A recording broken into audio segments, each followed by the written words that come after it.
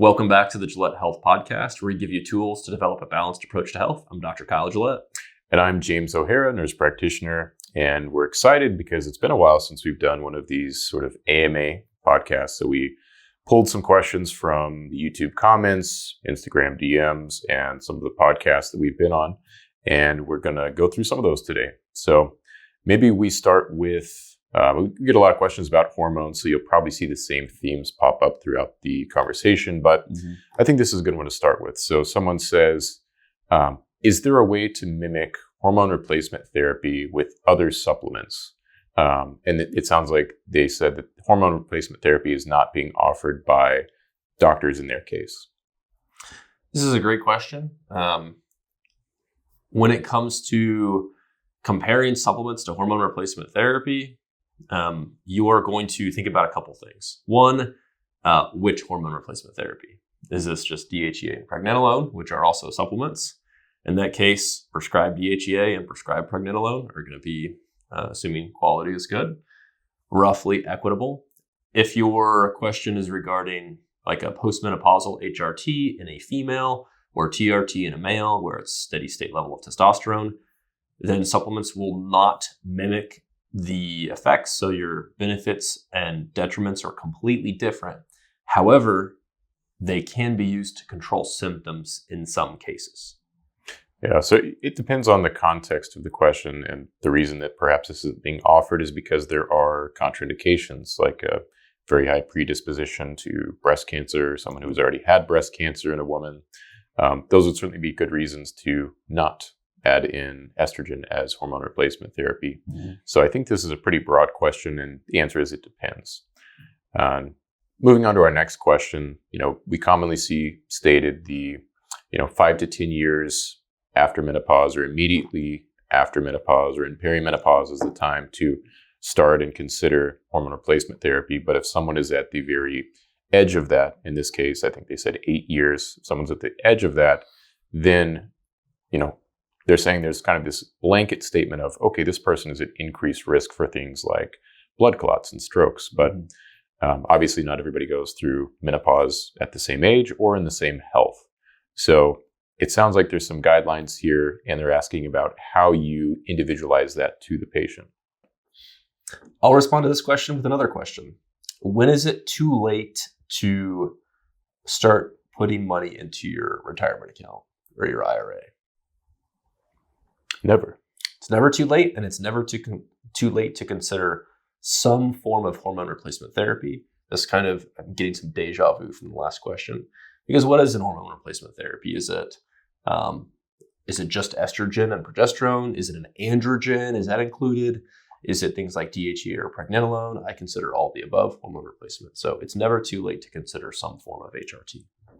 Yeah, and I think this sort of guideline goes back to, again, the early 2000s and the Women's Health Initiative. So looking at that, like 5 to 10 years, that's based on CEE and medroxyprogesterone. So very few people are prescribing those medications today. So that same guideline, you can't necessarily extrapolate that 100% to like a transdermal low dose of estradiol. You certainly can't extrapolate it to vaginal estrogen, which I'll see sometimes pulled out if someone has had a stroke, even though we know the systemic exposure to that is exceedingly low. Yeah. So there's sort of this impact of looking at medications that were prescribed for or different medications that were prescribed for the same condition being applied to newer and better medications. So you look at, let alone considering androgens. Yeah, that should certainly be a consideration as well. And if you look at like treating diabetes, I don't know if I've made this analogy before, but if we just looked at medications in the sulfonylurea class, like glyburide, then we would see that, well, we certainly don't want to replace or reduce the A1C because look at all the harm it causes. We have more cardiovascular events, et cetera, but we don't stop treating diabetes because one type of medication caused harm. Yeah. There's newer and better ways to go about doing that. And that's the beautiful thing about medicine, is that you get newer and better treatments and you can really individualize it to what is going to be a good fit for that patient. That being said, any good financial advisor will tell you the earlier you donate to your retirement account, the better. And when you just look at the benefits of HRT, when you are menopausal or when you're hypogonadal, I suppose, the earlier you consider that, the better as well. Yeah, and we're big proponents of people thinking about this prior to even entering perimenopause or menopause, because then you kind of have your team of care providers in place before you're being reactive because you're having symptoms and you're trying to find treatment. All right, so this is a good question. Someone is asking, in layman's terms, what is the difference between adrenaline and cortisol? Because these are both frequently referred to as stress hormones. Mm-hmm. Great question. They are both stress hormones. Cortisol is one of the main glucocorticoids, along with cortisone, that is made adrenally. ACTH stimulates the secretion of it. But and it has binding globulins as well. We love to talk about binding globulins, but it is a sterol-based hormone. So things like vitamin D, estrogen, testosterone, DHT, cortisol, they're all cholesterol-based hormones. They have a sterol backbone. And it binds to glucocorticoid receptors. It has many effects throughout the body, but it is also considered a stress hormone. Adrenaline is the same thing as epinephrine. Noradrenaline is norepinephrine. And it is technically a hormone, but it is tyrosine-based. So it is an amino acid-based hormone. And that is more active with things like your heart rate. It interacts with the nervous system a lot. It binds to, for example, alpha and beta receptors throughout the system. So they are both stress hormones, but they are extremely different. Yeah, I think that's a good high-level overview. And these things move in conjunction with one another. So it'd be quite hard for someone to be an adrenaline junkie without also being a cortisol junkie, because you're going to see that response. But I think it's actually the cortisol, or at least cortisol exogenously, can drive the production of the adrenaline. Yep. It's not uncommon when someone is on a steroid dose pack for whatever reason that they have an elevated heart rate. There other effects. Blood pressure is going to go up. They feel more stressed out. Sometimes there's trouble with sleep, and that's because it's kind of stimulating the catecholamine release, the adrenaline, like we just spoke about. Mm-hmm. I love talking about cortisol and adrenaline in humans and dogs and how those two things interact depending on the human and their canine. And it's probably way down my Instagram feed at this point. And we do need a podcast just on human-canine interaction in and of itself. But it's very interesting when you look at studies of wolves and like wild wolf packs. You have the alpha wolf that has perhaps lower testosterone, but higher cortisol. And then when you look at domesticated dogs doing competitions, if the testosterone of the owner also affects the cortisol of the dog, the cortisol increases. So you'd think that would mean if your testosterone's higher as an owner of a canine, that you stress your dog out. But maybe you're actually just moving your dog up the pecking order. Yeah, they say that, dogs can sense things about their owners. So the high testosterone phenotype, it's almost as if that dog is going to be emulating a sort of alpha of the wolf pack phenotype, just sort of modeling the owner's behavior. Yes. And yes, that study did account for the confounder of the higher testosterone owners being mean to their dog. So that was not a confounder. So anyway, thought that would be a fun rabbit trail. Yeah, really interesting. Here we have someone asking about early menopause. So there's a lot of women that go into either surgical menopause or premature ovarian insufficiency. So basically their question is, I've been on HRT for a number of years now. What should I think about this? So I suppose we could talk about what happens when women undergo early menopause and do not have HRT versus women who undergo early menopause, all things equal, and then they do have the HRT. First thing of concern, if you go through early menopause, which is now called POI, premature ovarian insufficiency. Let's say you go through this at age 32 or 33. If you do not start HRT, you have significantly higher risk of cardiovascular disease, mostly secondary to depletion in estrogen. So that's the first thing to think about.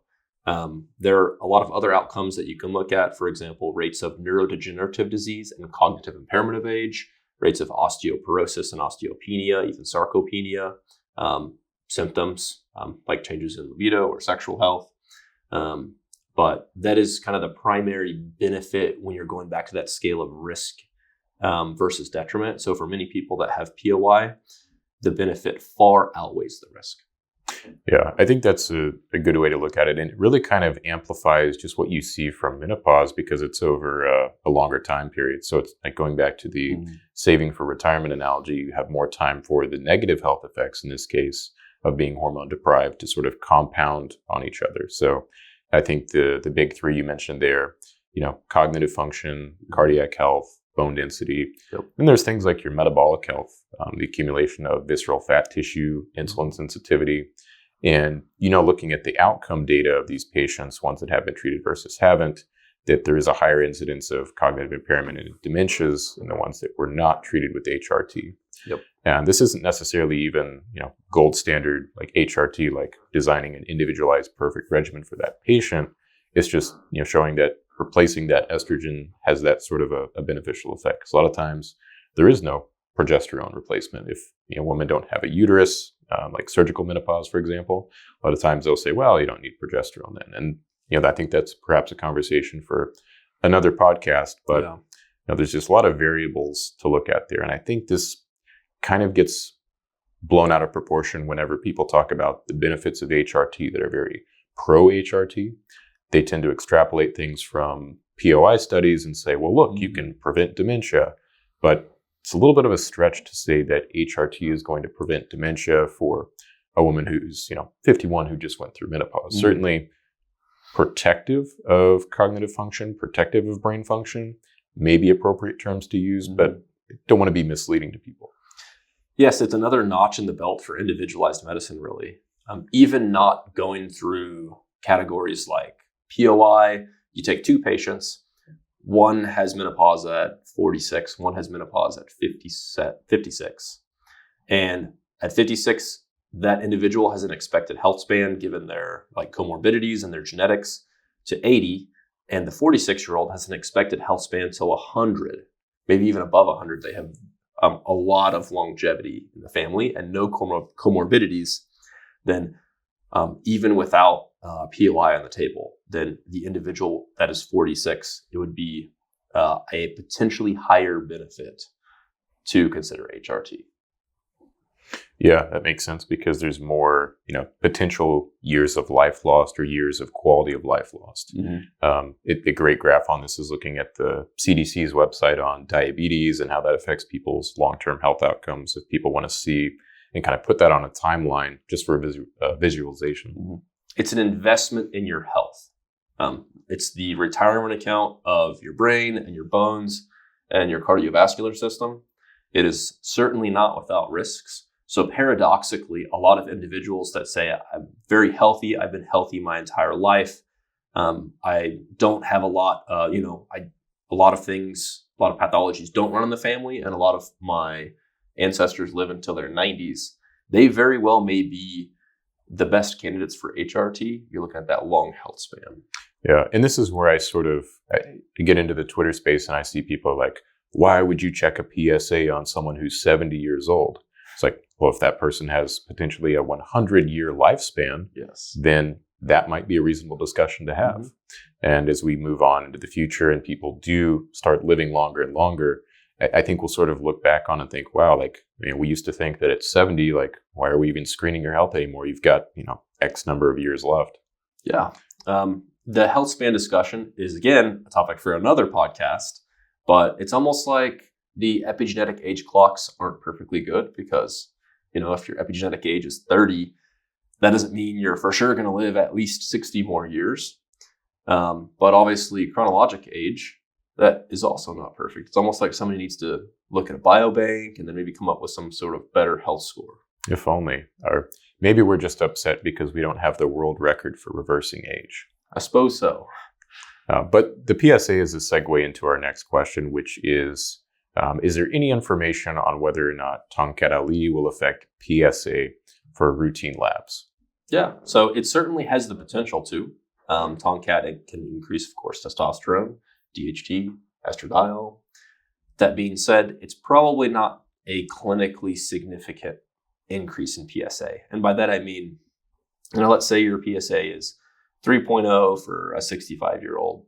If Tongkat increases it to 3.2, that's probably not going to push you over the barrier of things like MRI or no MRI, biopsy or no biopsy, etc.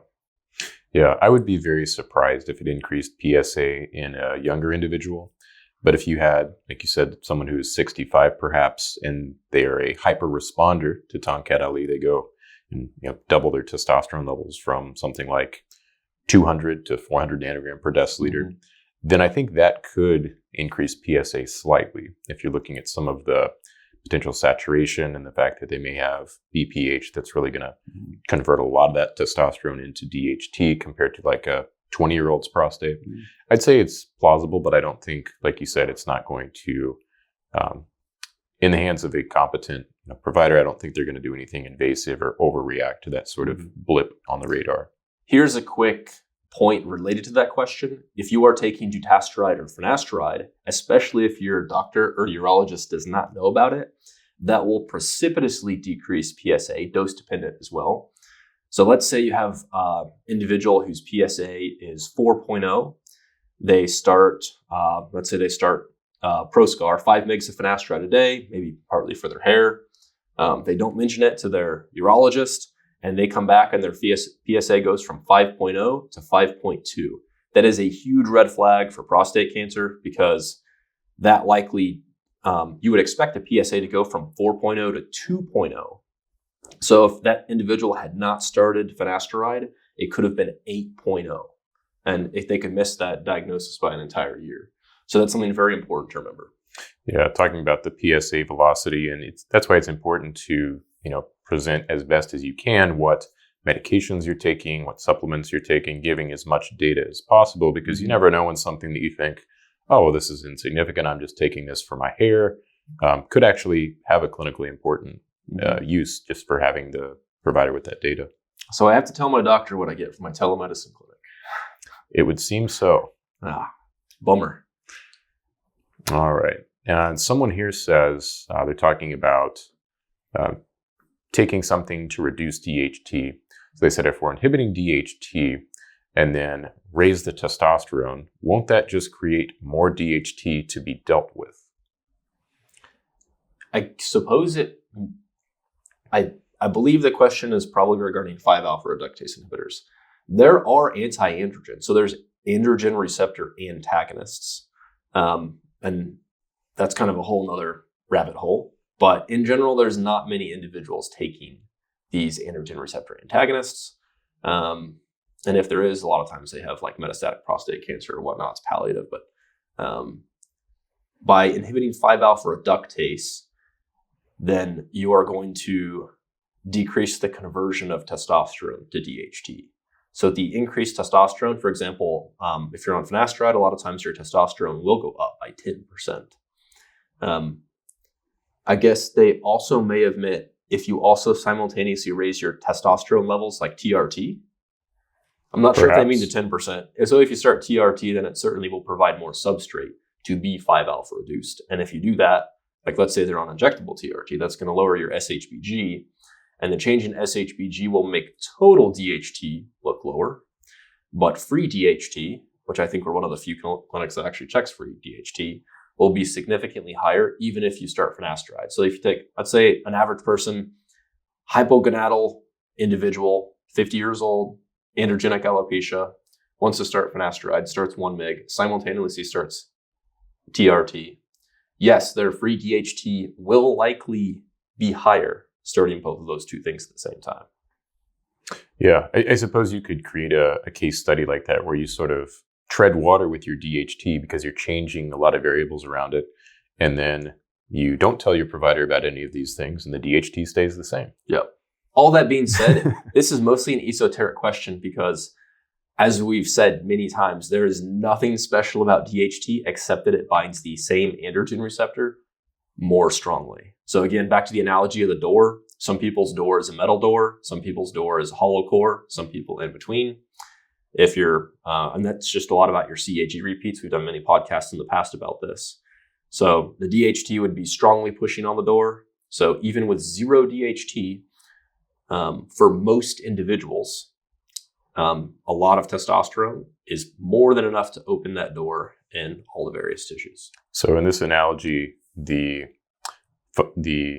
finasteride is the big bad wolf, and it depends on what your house is made of, whether he's going to be able to blow it down. Yes.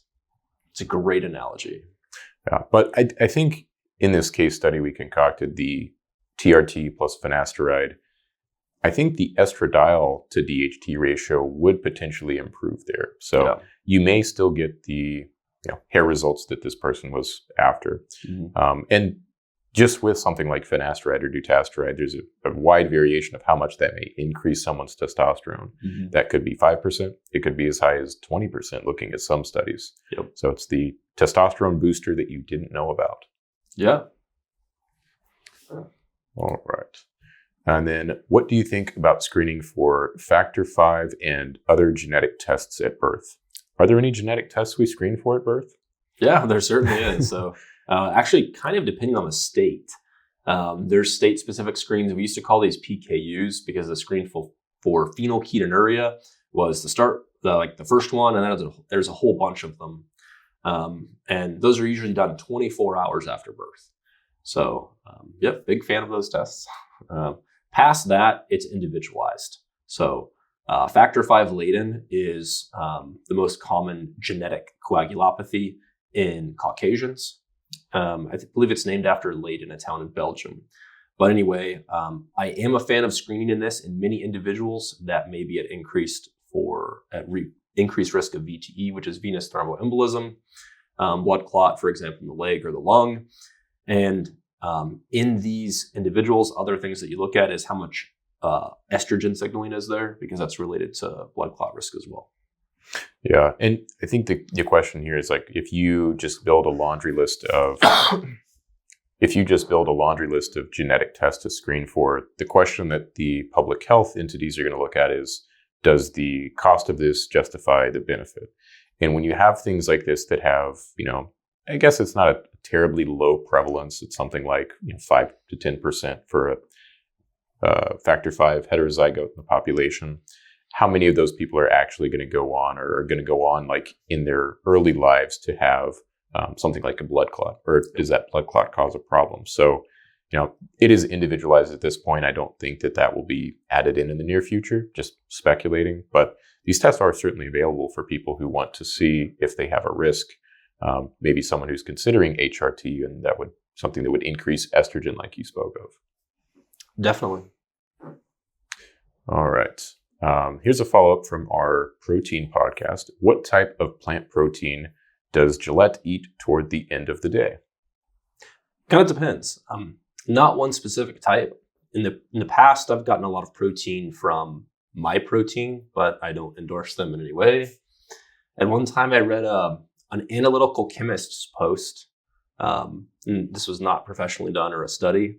And it appeared that was one of the best quality proteins per the cost. However, I just looked on their website after I got this question, and they've increased the price of all of their proteins by at least double of what I remember paying for it when I stockpiled for Black Friday or whatnot. So no specific recommendation for plant protein, but mixes of various plant proteins is what you want to go with, not just one if possible. For example, a vegan protein I think is pretty good. Redcon might have one. I don't think our friend Derek has one yet. But this is probably in relation to the question regarding mixing collagen with plant protein.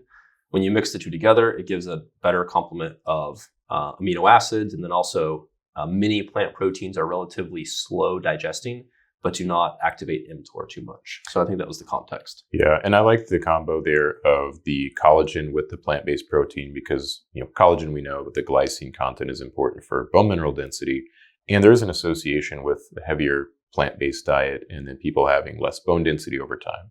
So I think that's a very nice synergy for someone who is on a plant-based diet. Make sure they're getting plenty of glycine in their amino acid profile. Yep.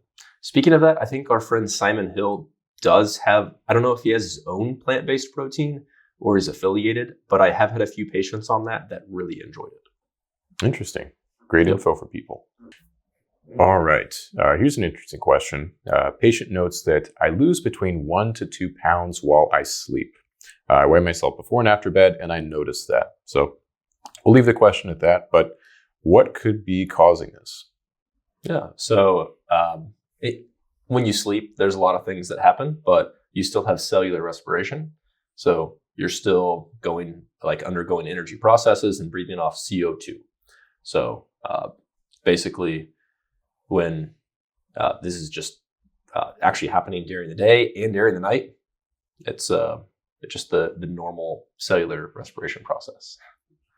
Yeah, and I think if someone particularly notices heavy nighttime sweating, which may lead to a little bit more weight loss, that can be a good indicator to go to your care provider, your doctor, and figure out what is causing this. And sleep apnea is something that can do that. You see much more nighttime sweating and sleep apnea because you have these big spikes in your heart rate when you're not getting very much oxygen. So that could prompt someone to get a diagnosis that they need. Mm-hmm. Of note, I also sweat more at night when I take L-carnitine. So, which should allow you to sleep cooler. So you shouldn't just keep sweating. You should be able to sleep cooler. That makes sense. All right. And someone here is asking about damage in their connective tissue of their knee. So they lost a portion of their cartilage and they're asking, basically, what should I do? Should I use a knee brace? What can I do to improve my cartilage? And I guess improve their quality of life and ability to exercise as a result. Mm-hmm. With this, you would basically make sure that there's nothing occurring that is holding you back. So like an estrogen deficient state, is the individual unnecessarily on an aromatase inhibitor? I think we talked about cartilage or patellar tendon collagen after collagen supplementation. So that is certainly something to consider. Look at, depending on age, is there enough growth factors? Does there need to be remodeling of this cartilage? Consider PRP, consider growth agonist peptides, consider angiogenic peptides if they're a candidate. So there's a lot of different things to look at, but like anything else, lifestyle interventions like diet and especially exercise and strengthening that area, not just the muscle, but the tendon is what you want to look at first. Yeah. And I think one of the great points that you've made about this in the past with patients is they have to remove the aggravating cause or it may heal up, but then they're going to end up re-injuring themselves. So if someone has poor movement patterns or is doing resistance training with improper form, they may find themselves right back at square one. Mm-hmm. What is your take on Saw Palmetto? Yeah, and I think we talked about this one before too, but maybe not for a bit. But Saw Palmetto is kind of taken as a natural 5-alpha reductase inhibitor. The issue with it is kind of the same issue with curcumin in that it has many different particles, which are lipid-based, by the way, which inhibit 5-alpha reductase slightly differently. So it is hard to take that in isolation and study it. A lot of times they do cell studies in vitro and drop the different particles on cell lines and see how much 5-alpha reductase is expressed. So that's decent, but it does have side effects. It is potentially helpful in cases of BPH, but probably not clinically applicable in other cases. That being said, in individuals who are not overly sensitive to androgens, it can be reasonable to add in as a topical hair loss product. It's relatively small particles. They probably are absorbed systemically to some degree. So it's I don't know if it's an alternative to topical finasteride or dutasteride, but it can certainly be absorbed. It's not completely without side effects, but it can be a reasonable addition for some people that know that they can tolerate it. So it's one of those categories you're thinking about, not just therapeutic window, but risk and benefit. Pretty small benefit. And for most people, probably pretty small risk as well. Yeah. And when we talk about these different components of the plant and these different, parts of the plant that they think are biologically active, it almost sounds like they're trying to, it sounds more and more like a medication the more you think about it, because they want to get a molecule that behaves a certain way, that plays nicely, or has the intended effect. So that's where the line between what's a supplement and what's a medication begins to get even more blurry. Yeah, I would rather just look at medications like finasteride and dutasteride and their many benefits and also their risks rather than Saw Palmetto. And this one is a hair loss AMA question. Someone says, what is the youngest age that you would recommend someone start finasteride? For example, waiting until 25 when brain development may be complete. Yeah, so some individuals with delayed puberty, if you haven't gone through puberty at 20, which does happen. I think Derek made a video on that too. Mm-hmm. But I would certainly wait. I would not start finasteride through puberty. If you had your growth spurt at 18, then I'd probably wait till at least 22, if not older, because you're still going to have secondary sexual characteristic development. So several years after like the finalization of your secondary sexual characteristic development. That's like penile growth, testicular growth, even not as important for beard growth. I guess androgenic alopecia progression would, if it's progressing, then you're probably mostly done with secondary sexual characteristic development, voice development even. But yeah, if you went through puberty and you're 6'5" when you were 13, then maybe you could start finasteride when you're 19. You know, every case is different. That's just a rule of thumb. Yeah. And I think if you're a person who is, let's say you're 20 years old and you're predisposed to male pattern baldness, but you don't want to do anything until 25, I think that's a reasonable approach. Yep. And there are other things you can do in the meantime. You know, something like a Minoxidil. You know, we know it for the average person is going to buy them at least 5 years of time of having more hair in 5 years than they do today. So you don't necessarily have to intervene with systemic hormones, especially if you're at a critical development period and you don't want to take that risk. Yeah, and it depends on your Norwood scores too. So like we talked about in the hair loss podcast, depending on what Norwood you start at, for example, 1 to 3, the outcome data studied over 10 years looks quite good. Whereas if you're progressing pretty quickly, that's a conversation you want to be having with your doctor.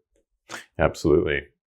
Now people are asking, do we have any opinion on mesotherapy added to a treatment stack with dutasteride, some other form of DHT suppression, or even stem cells in the scalp? Yeah, I think we kind of talked about this.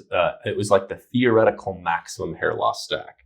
It involved Adrenalin Mesotherapy. It involved plus or minus PRP if you want to just like a huge jump start. It involved dutasteride as well, whether oral or topical. And then Minoxidil, oral Minoxidil. I think they also asked about other forms of DHT suppression. If you're on dutasteride, I suppose you could make a case that if you're extremely androgen sensitive and you were really concerned specifically about the type 2 5-alpha reductase, but I guess you weren't pushing your dutasteride dose for some reason, I guess you could add in other forms of DHT suppression. But I would consider like topical caffeine, topical ketoconazole, and the Xeomin enough as like anti-androgens. There are a lot of molecules in phase 2 and phase 3 FDA clinical trials. But I probably wouldn't add those in yet unless you're one of the individuals in the clinical trial. I think that's very solid advice. And as you can say that about anything. As you add in more and more of these things after you have kind of your foundation, in this case, like a primarily topical, non-systemic hormone foundation, then your rate of return for each additional intervention is going to be, slightly less. Of course, throw microneedling in there because that's a great one that doesn't affect systemic sex hormones. Someone here asks, can you, perhaps give an example of how you look at evaluation and treatment of someone with post-finasteride syndrome? We get a lot of questions like this. A lot of questions. And we do have a lot of patients with PFS. And I think we've talked about it, or at least talked about finasteride and dutasteride at length. A lot of it's an individualized approach. I think people know I use kind of like an X and a Y axis. So with PCOS, you have an X axis and a Y axis and actually a Z axis too. And with PCOS, just for reference, it's androgen dominance and insulin resistance. Whereas with PFS, it's kind of androgen, I don't want to say indominance, but androgen insensitivity and genitourinary symptoms, and then also neurosteroidal symptoms or CNS symptoms. So CNS symptoms would have to do with the balance between fight or flight and rest and digest. Those are called sympathetic nervous systems and parasympathetic nervous systems. You have your sympathetic ganglion, for example, stellate ganglion. So some people get stellate ganglion blocks with good result. And then you also have your parasympathetic nerve. Vagus nerve is actually a cranial nerve, 10, that comes down and innervates your heart, has to do with heart rate. It's called parasympathetic tone, and also innervates your gut, oddly enough. So there's a one tie-in for gut-brain axis with a direct line in between it. Not that we need more information to support gut-brain, but that is certainly like part of the CNS. A lot of people talk about neurosteroids. It's not just DHP and THP. Yes, there's a lymphatically absorbed allopregnanolone in development, but we also know that just pregnenolone supplementation or progesterone supplementation will lead to 5-alpha reduction, especially when it goes through first pass and then cross the blood-brain barrier. So you're obviously looking at those molecules as well. And then as far as the genitourinary system, there's a lot of different things that we can look at, but there's actually pretty good data on people who have gone through ADT or androgen deprivation therapy. Not the exact same thing, but you can definitely make some corollaries. It's nice that there's a huge pool of evidence to look at. And I don't know if many experts are looking at this, but we are certainly looking at it a lot. And optimizing your testosterone and DHT, like we often talk about, can help with the sensitivity and that type 2 that is in the genitourinary skin specifically. And we will dive into this consistently over time, but that's definitely something to consider. PRP shots. People are familiar with like vaginal rejuvenation. There is a male version of that can be useful as well. That probably doesn't even cover half of it, but basically we do an individualized approach like we do with everything else. And that's a bunch of various things that we've had mixed success with. Yeah. There's certainly no promise of a cure if someone presents with something like this. And the other thing is, hormone optimization and looking at this starts with the blood work. So it's really a diagnosis of exclusion. Some people, they may think that they have PFS and they actually just have a profound hypothyroid state that's leading to a hypogonadal state. And then you just sort of undo the cascade there. And then the PFS in that case is cured. Mm-hmm. But there are cases where, no one wants to hear, well, get your labs checked and this, or like everything's normal. Just tell me the mechanism, tell me the stuff. Yep. And, HCG is something that can be used there. And interestingly, HCG seems to affect the type 2 5-alpha reductase. We came across a great gem of a paper recently, but not in the direction that you might think. So we'll certainly have perhaps a full podcast on that at some point as well.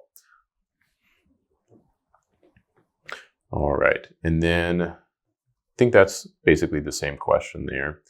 But would artificially sweetened beverages also have an effect on insulin sensitivity? I presume this is in comparison to like a sugar sweetened beverage. Mm-hmm. Yeah, it depends on the artificial sweetener. Each one has a different caloric intake. I'm not sure if we've published our podcast on carbs and or artificial sweeteners yet. But anyway, the answer is it depends. And if you consume it with a meal, then it is more likely to contribute to a higher release of insulin. But regardless of the artificial sweetener, it's going to have a less of a response as just consuming sugar. Yeah, and there are some interesting anecdotes out there. People, drinking a Diet Coke, for example, and then they are wearing a CGM. And they're like, this is making my glucose behave slightly abnormally, throughout the day. So there is some data there on the gut microbiome, and perhaps for some people it has a zero clinical effect. But for some people, there may be a small clinical effect there. Mm-hmm. If there's someone that's consuming, let's say 20 Coke Zeros a day, it's probably having a clinically significant effect. You mean side effects might be dose dependent? Side effects are dose dependent. Dose makes the poison. All right. And here's a question about our Norwood rating score from our hair loss podcast. Why give finasteride a Norwood 1 and dutasteride a mature hairline if dutasteride is better tolerated and more effective? Norwood 1. I don't remember this specific spot of the podcast, but one and mature hairline. I don't remember what we meant by mature hairline. I think mature hairline is where the hair loss has stopped, right? So some people, they just have a sort of slight recession and then they get a mature hairline and they are handsome. Whereas if you're at a Norwood 1, then it's quite likely that without intervention, you'll progress to Norwood 2, 3, 4, et cetera. So I think that was the line of thinking there. Dutasteride, you may not get a Norwood 0 or a Norwood -1, but we give it a mature hairline. It's rating. as perfect as a score as you can get. So the question is, talking about dutasteride scalp injections, the studies seem to suggest that it may not go systemic. We've certainly seen that data in the blood work. But how can it stay local given that the scalp is vascularized? And I can understand, where someone would come up with this sort of question. Yep. So a few notes. The doses for mesotherapy, when you look at the clinical literature, is significantly different than topical dutasteride. So topical dutasteride, it's not uncommon to have relatively high doses. And by the way, it does go systemic just a bit. But the answer to the deeper question, which is, where does the dutasteride go when it is injected? And I did a full Instagram post about this recently, about the pharmacokinetics data of dutasteride. And at very low doses, it's metabolized extremely quickly. Kind of like with Tylenol or even aspirin, you have very fast metabolism. And then once you're over a certain threshold, then it's metabolized very quickly. And I think that inflection point or whatnot for dutasteride is around 0.1 milligram per day orally. So often they use 0.05, I believe, mg per mil, and then a certain amount to where you are not going to be above that general threshold. So dutasteride mesotherapy, dutasteride topical, both will go systemic, but if it is dosed correctly in a clinically insignificant amount to where DHT, like a serum DHT, will not be affected. Yeah, it goes back to sort of the dose delivery again. So it's not like we're implanting 0.5 milligram pellets of dutasteride in somebody's scalp that are going to be released systemically. Yep. But a very small amount may be enough to stay more local there and have a very small or insignificant clinical effect. It's like one of those games where you're shooting the zombies as they're trying to get to your fort. Each cell is its own fort. In the scalp, you're just injecting the zombies right in that fort. Some of them will escape and go throughout the system, but basically your body has enough time to eliminate them before they get to other cells. All right. Now someone says, is there a natural solution against alopecia? I guess that's the first part of this question. And then we can do part 2 as a separate answer. Yeah. Not something that's particularly efficacious. Is botulinum toxin natural? That might be natural. Yeah. I guess it depends on a more natural approach as opposed to affecting systemic sex hormones. So if someone's hair loss is due to an iron deficiency, and then you solve that iron deficiency, that's about as close to natural as you will get. It goes into hormones again, but the same thing with thyroid condition. If you're correcting a thyroid condition, that is not going to affect the systemic sex hormones in a negative sense usually, as long as it's not overdosed where you're pushing up SHBG. There's always a caveat, right? Mm-hmm. Yeah. So there are some natural solutions. We chatted about Saw Palmetto. I've talked about caffeine before. That was very popular, but again, relatively weak. This is something worth adding in if you're already on a topical, like the shampoo that Derek formulated. But they're the most natural solutions for run-of-the-mill androgenic alopecia, not going to be particularly powerful. Yeah, I tend to agree. Now someone says, is it true that for someone past 40, the speed of alopecia is slower? The rates can vary significantly. A lot of times you'll see stepwise progression. The inflammation of the scalp, so if you do a scalp biopsy in areas with androgenic alopecia, you see that there is significantly more inflammation. It looks kind of like an autoimmune reaction. And you can definitely get to like a critical mass of that inflammation and then have a quick progression. And then you can also have periods of miniaturization and then something like a viral telogen and effluvium. Let's say you get a virus and you have a huge shed and then it doesn't come back, but it's not necessarily because the telogen and effluvium, it's because there's been miniaturization and secondary to the binding of the androgen receptor for 20 years, and it just happened to have a quick progression at that time. Yeah, there's a lot of differences in this population. So there's people where they will thin and thin and thin, and then they stabilize at a certain level.